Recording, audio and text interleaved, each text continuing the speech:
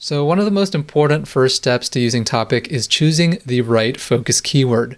Choosing the right keyword means that your brief is going to be more relevant and helpful, and that's because we use the top 30 results in Google to put together the brief, and for different keywords you're going to get different results. Luckily, we have a tool built in within our system to make it easier to choose the right keyword, so let's take a look. So once you've logged into Topic, you can see the keyword research tool up here in the content brief dashboard. Once you open it, we can add a keyword. So for this example, we'll use running shoes. So now we can see the metrics for this keyword as well as other broad match keywords. Now what you're looking for is a keyword that has adequate monthly search volume and is relevant to your audience. The trend data can be useful for finding keywords that were previously less competitive and are now generating more search traffic.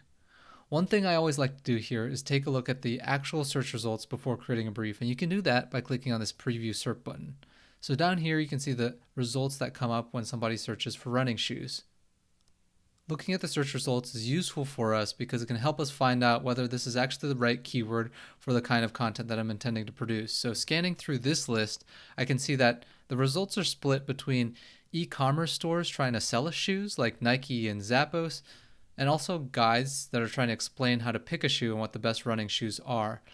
So if I'm intending to produce a more informational blog post or a guide, I don't want my brief to be based off of these e-commerce stores like Zappos, and so a different keyword could be the right fit.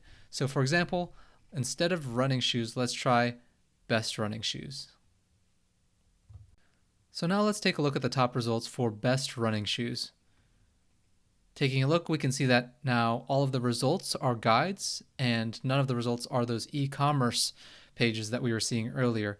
And because of that, best running shoes is going to be a better keyword for us to use than running shoes if we were producing a guide on running shoes.